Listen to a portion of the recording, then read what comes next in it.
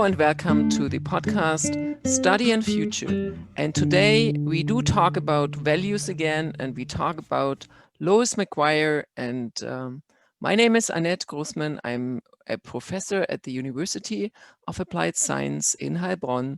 And I welcome Lois this morning. So how is it going in Florida? It is hot but beautiful today. And how about in Berlin? I'm sitting in my office, in my home office, close to Kassel actually, and it is hot and humid, yes. And still, I mean, no, it's okay. It's not too hot and not too humid, so it's quite nice, but without air condition, as we know, of course. But we don't need an air condition. Last time we talked about, we had 2 sets of videos and we talked about 4 values, and we continue, and you did bring 4 new values. So why refresh our memory, Lois? Why are you going to talk about values? Well, I'm a retired superintendent of schools, and I had a kindergarten through grade 12 school district. And what I realized in my career is that educators spend so much time on academics because in the United States, we have state testing, and state testing is critical. They really don't spend enough time, in my opinion, on core values like honesty, taking responsibility for your actions, respecting others, being kind. So once I retired, I wanted to start writing about these values to make it easier for parents, grandparents, and educators to teach core values. So you came up with, let's say 15, 16, we come to that later, but a couple of values. What is your value number? We have 8, 9. We have value number 9 today, right? We start with value number 9. So Okay. make sure actually to listen to, don't forget to listen to value number 1 and 8 and to the other ones. Well, I kind of combined 2 values for number 9, and it's all about being kind and considerate. And people don't spend a lot of time thinking about kindness and consideration. But when you're growing up and when you are a young adult, before we say something to someone, as an example, I think we need to stop a few seconds and think before we say those words. Because once those words come out of your mouth, you can never, ever take them back. So even if you're unhappy with someone for whatever reason, it's always good to be kind and considerate. So not say the terrible, honest truths you think you need to say? Well, sometimes we disagree with something that someone is either doing or saying. But before we go after them and say something that we may regret afterwards, my suggestion is always to stop for a second or 2 and say, is it necessary for me to say that? Just like when you're working with others, either on a project for the university, or if you're working and you're working on a project, before you immediately take over, insist that it's the way that you want it to be, you know everything. Why don't you take a step back and be kind to the person who's making a suggestion? Be considerate of their thoughts. You may not 100% agree with it, but if you stop for a moment, there may be some value in what they are saying, and you should always validate that you appreciate that they are commenting and sharing. if you want to do well in school, if you want to do well in work, you have to learn how to get along with others. Yeah, that's so important because Yes, you need to think before you judge. absolutely. No one is going to want to work with you. Yeah, that's You the know, honest truth. Yes. Nobody yes. And, wants you you as know, a colleague. we do a lot of teamwork. You Mhm. know, in school and in our offices, there's a lot of teamwork involved. And you can't always be the star. You have to be willing to let other people take the lead. It can't always be about you. You need to be kind. You need to be considerate. And never, ever ridicule another person. That is cruel. And think about how you would feel if someone said that to you. That's such a great standard. How would you feel if someone said those things? You could become the nice, friendly colleague that is respected by Yes, doing that. And that's really a very good feeling. yes. Rather than becoming this this grumpy person that always judges and knows everything better, which nobody wants to be actually, but lots of people are like that. Well, if you want to get A's in school, and if you want to get promotions when you're working, you have to learn how to get along with people. That's a skill. It's a skill that needs to be taught when we're young, when we're 2 and 3 and 4, all the way up through, grammar school and high school. But if we don't learn that skill when we're young, it's never too late to learn it. It's critical if we're going to be successful as an adult. Cool. So that brings us to our next value. What's your next value? Number 10, if I counted right. Yes, number 10. It is number 10. Okay. Number 10, I call respecting others' space. We all have an area around us that is ours and ours alone. And have you ever been in a conversation with a close talker, someone who comes right up to you and you're moving back and they're moving back with you? It's just, you have to learn to respect others' space. Some people are touchy-feely people. I am. I'm very touchy-feely. But I've learned that when I'm speaking with someone, maybe it's not appropriate to touch their arm or their shoulder. Maybe they don't like that. You almost have to ask permission to be able to do that. So I think it's important to respect others' space and ask permission if we're going to intrude upon it. When we're children, kids always like to touch each other and they like to jab each other.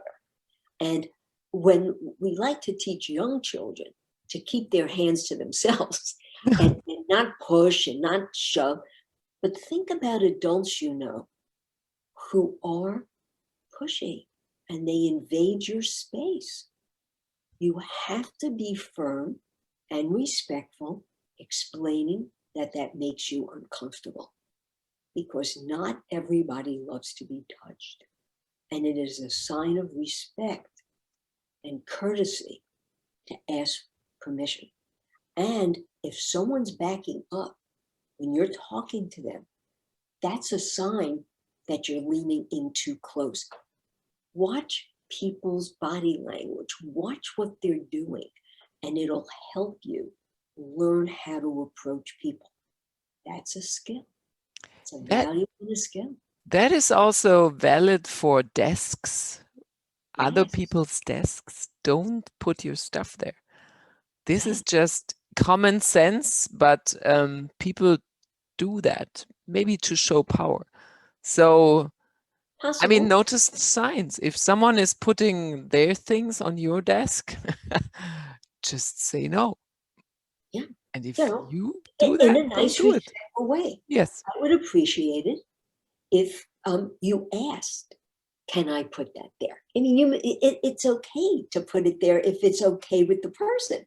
Well, but not permanently. I mean, we No, probably disagree on that, but I mean, if someone is putting their things on your desk, oh, not just for the time being. Oh, you mean they want to leave it there? that's possible. Okay. Well, No, that's negotiation. Talk about it. better not. I mean, better not allow that. So just maybe Sure. push it back. Sure. And you just say in a nice, polite manner, I would appreciate it if you did not put your things or leave your things on my desk. You have your own desk, you have your own, portal, whatever. Where we get into trouble is when we say, what are you doing? That's my desk. That doesn't work. If we calm down, even if we are very annoyed about it, and we speak to the person in a nice manner, it's very difficult not to get your way when you're respectful and you're clear with your expectations. I don't expect you to put your things on my desk and leave your things there. So I'd appreciate it if you didn't do it. Cool. Yeah. Easy. Easy. Yeah. Easy. You're not going to get into an argument with someone if you say it that way. But when we get annoyed, what we tend to do is our voice raises. We start to get a little squeaky in our voice, and our body, instead of being relaxed, starts to tense up. And that's when people say, no, I'm leaving it there. Now what are you going to do? Yeah, tricky. That's tricky if you're already in that situation. Yes. So what are you going to do there? Well, if first of all, I would never speak in that manner because I've learned not to. But if you haven't learned that yet, and you did that, and someone answered back, when you behave in that way, the tendency of the person you're speaking to is to push back. Always. Now they get their body language up. Instead, I would say, I don't think I approached that properly.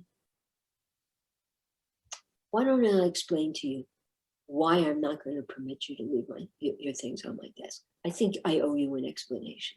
And then you explain why. And then you're done. Then you very nicely take the thing or things or book or whatever, and you hand it to them. And then you say, thank you. I appreciate it. That's good. That's good. Yeah, do it real quick, not to leave any space for discussion.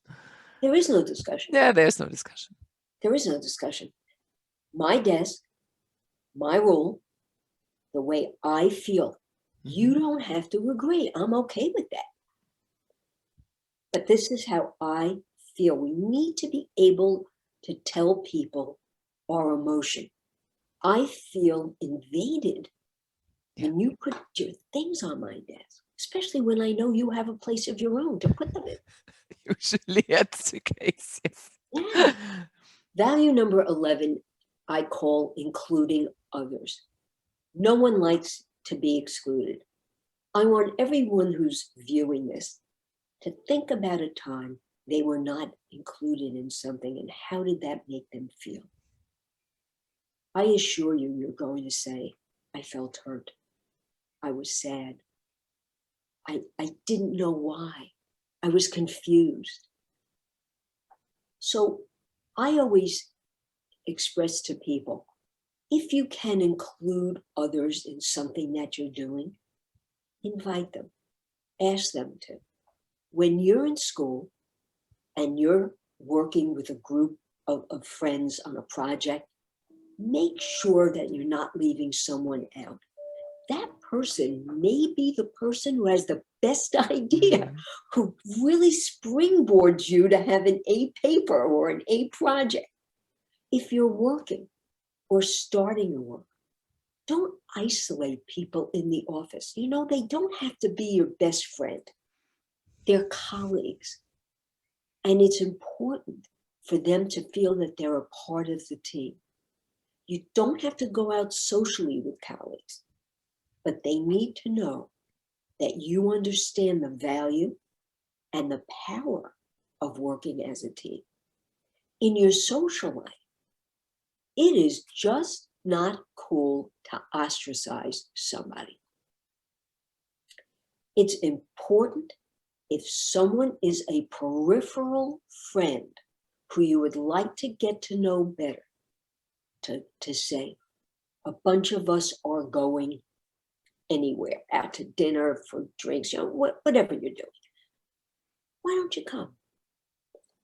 You've just put it on their plate, and now they have the option to say yes or no. If you're having a get-together and there's a person who usually isn't included, why don't you be a big person and ask them to come? You will make their day. And you know what? It's kind and considerate.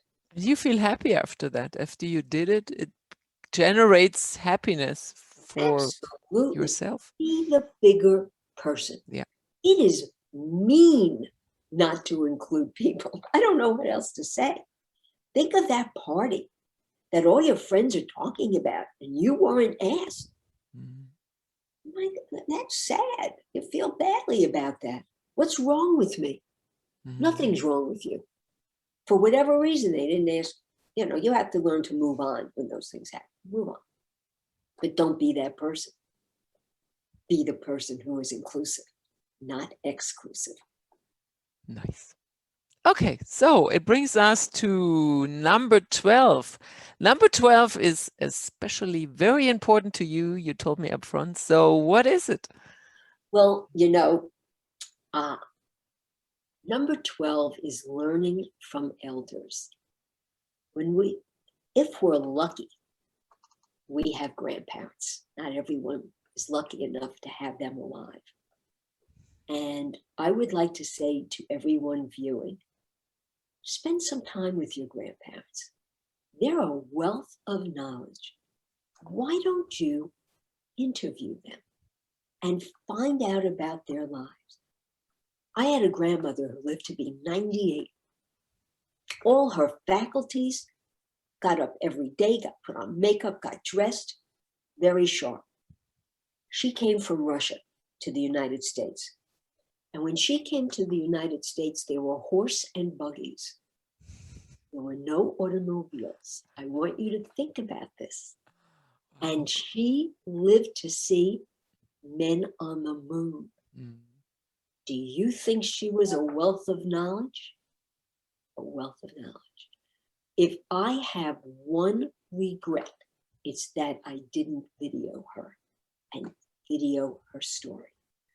So I say to viewers, meet with your grandparents and talk to them and video them. Find out what it was like 50, 60 years ago and what they've learned from their experience all those years. It's going to be a learning experience for you as well. A lot of times we ignore older people because we don't think they're important in our lives because our lives are so busy. We're busy, we're in school, we have a part-time job, we're dating. We have a lot on our plate. I ask you to step back because once they're gone, it's over. You can never go back. And remember how we started this session. Kindness, consideration, learn from them. I'm passionate about that because it's important for them that they know they're important in your life. Someday you're going to be a grandparent. You don't think you are, but believe me, if you're lucky, you will be. Nice. So, wow. We have to really think about that. And so we leave the thinking to our listeners, and we hope you guys stay tuned for our next and last version of our value session.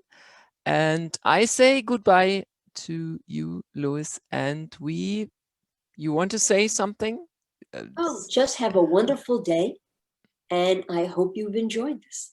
Yeah, we hope you're all out there enjoyed this. And we say bye for now. And we see us for our next session.